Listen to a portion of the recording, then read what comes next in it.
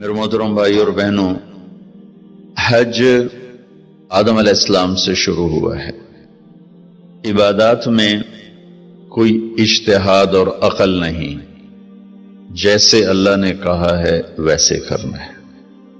نماز اپنی عقل سے ہم معلوم نہیں کر سکتے، روزہ ہے، حج ہے۔ عبادات میں جیسے آسمان والے نے بتایا اور جیسے جناب رسول اللہ صلی اللہ علیہ وسلم نے کر کے دکھلایا، بس ہم نے وہ کرنا ہے۔ باقی چیزوں میں معاملات ہیں، زندگی کی باقی ضروریات ہیں، اس میں زمانے کے لحاظ سے سوچ بچار بھی ہے، تبدیلی بھی ہے، اجتہاد بھی ہے۔ عبادت اسے کہتے ہیں جس میں بس جو اللہ نے کہا، جو اس کے نبی نے فرمایا، کر کے دکھایا، ویسے کرنا ہے۔ ہمارے نبی پاک کا میں تھوڑا سا آپ کو مختصر خاکہ حج کا بتا دیتا ہوں۔ جناب رسول اللہ صلی اللہ تعالی علیہ وسلم نے حج کا جب اعلان فرمایا، یہ 10 ہجری، تو اطراف سے قبائل جمع ہوئے، کوئی 12,000 کا مجمع اکٹھا ہو گیا مدینہ میں۔ 25 تاریخ کو بروز ہفتہ آپ نے نماز ظہر سے پہلے غسل فرما کے 2 چادریں احرام کی نیت کے بغیر 2 چادریں باندھ، کرتا بھی اتار دیا، تہمد بھی اتار دیا۔ سحارا ایک بستی ہے جو آج کل مسقط میں آتی، وہاں سے ایک کپڑا آتا تھا، اس کی آپ نے 2 چادریں لی۔ پھر آپ نے ظہر کی نماز کے بعد اپنے پورے قافلے کو لیا، ذوالحلیفہ جس کو آج کل ابیار علی کہتے ہیں، یہاں آپ نے آ کر قیام فرمایا، اور عصر، مغرب، عشاء اور فجر اور ظہر 5 نمازیں آپ نے یہاں ادا فرمائیں۔ آپ گزر رہے تھے کہ جبریل ہے کہ یا رسول اللہ، اللہ فرما رہے ہیں یہ پاک وادی ہے، یہاں آپ قیام فرمائیں۔ ایک رات کی قیام کے بعد صبح آپ نے فجر کی نماز کے بعد غسل فرمایا، خوشبو لگائی، اپنے بالوں کو تیل لگایا، پھر شہد لگایا۔ شہد گوند کا کام دیتا ہے، چونکہ اب ننگے سر جانا تھا تو بال بڑے تھے، آپ کے شانوں تک آئے ہوئے تھے، تو آپ نے ان کو شہد لگا کے نا وہ جوڑ دیا، آپس میں جوڑ دیا۔ اور عائشہ رضی اللہ تعالیٰ نے آپ کو خوشبو لگائی۔ جسم پہ خوشبو لگا سکتے ہیں احرام سے پہلے، احرام کے کپڑے کو نہیں، جسم پہ خوشبو لگا سکتے ہیں احرام کی نیت کرنے سے پہلے۔ بالوں میں، مانگ میں آپ نے خوشبو لگائی۔ پھر اس کے بعد آپ نے ظہر کی نماز ادا فرمائی اور آپ اونٹنی پہ سوار ہوئے اور قبلہ رخ ہو کر آپ نے کہا لبیک حجتن اللہم لبیک۔ آپ نے حج کا احرام باندھا تو جبریل آئے کہ یا رسول اللہ، اللہ تعالیٰ فرما رہے ہیں عمرے کو شامل فرمائے۔ وہاں سے آپ چلے، آپ کے ساتھ کوئی 12,000 کا مجمع تھا، اور آپ ملل میں آپ نے قیام فرمایا۔ ملل سے نکلے اور روحا میں پہنچے۔ روحا میں کنواں ہے، وہاں 70 نبیوں نے قیام کیا ہے حج کے دوران، حج پر جاتے اور آتے ہوئے۔ وہاں آپ نے بھی قیام فرمایا، رات بھی ٹھہرے۔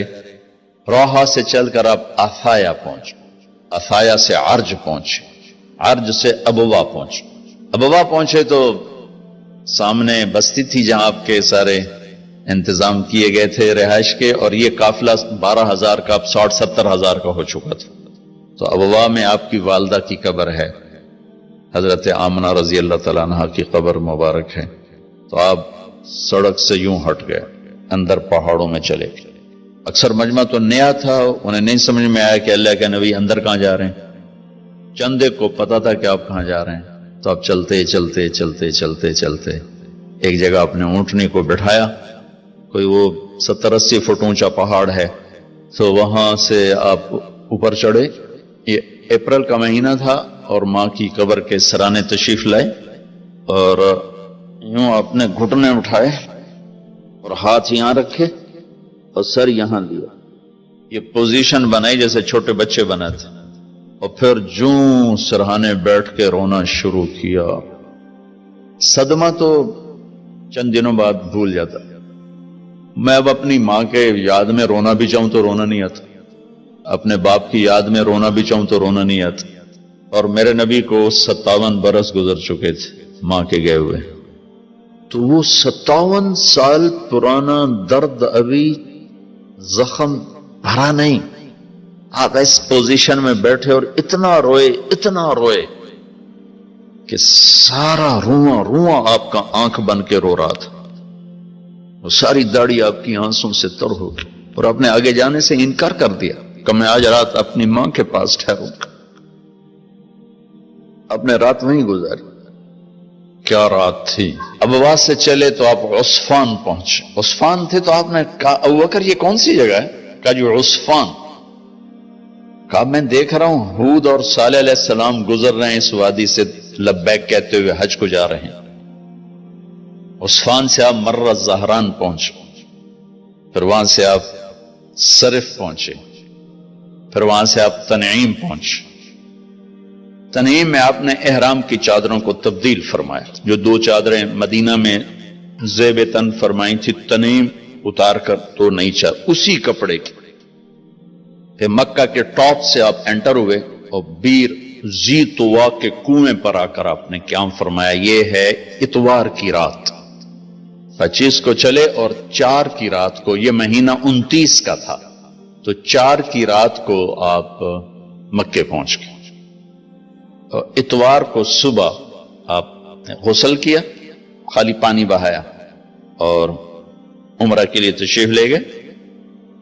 صفا مروہ کی طرف سے آپ پہنچے، باب و بنی شیبہ کے سامنے آپ نے اونٹنی کو بٹھایا تو بنو ہاشم خاندان کے بچے آ گئے، ان سب کو ملے، کئیوں کو اونٹنی پہ بٹھا لیا، کئیوں کو پیار کیا، گلے لگایا، پھر ان سب سے ہو کر باب و بنی شیبہ، یہ باب و بنی عبد مناف تھا، آپ کے خاندان کا دروازہ تھا، اس سے آپ انٹر ہوئے، اور جب آپ فارغ ہوئے تو باب و بنی مخزوم سے آپ باہر نکلے۔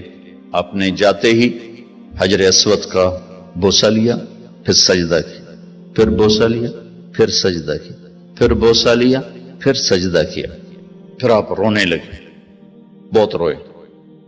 اس کے بعد آپ طواف شروع فرمائے۔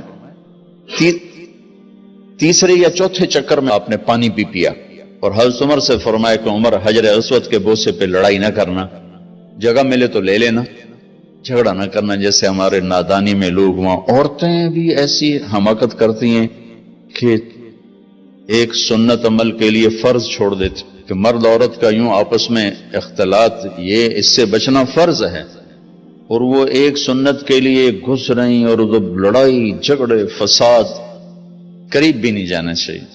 اللہ کے نبی نے استلام کیا، جب رش ہو گیا تو آپ کے پاس ایک لکڑی تھی، وہ دور سے یوں لکڑی کو لگا کر اور اس کا بوسہ لے لے۔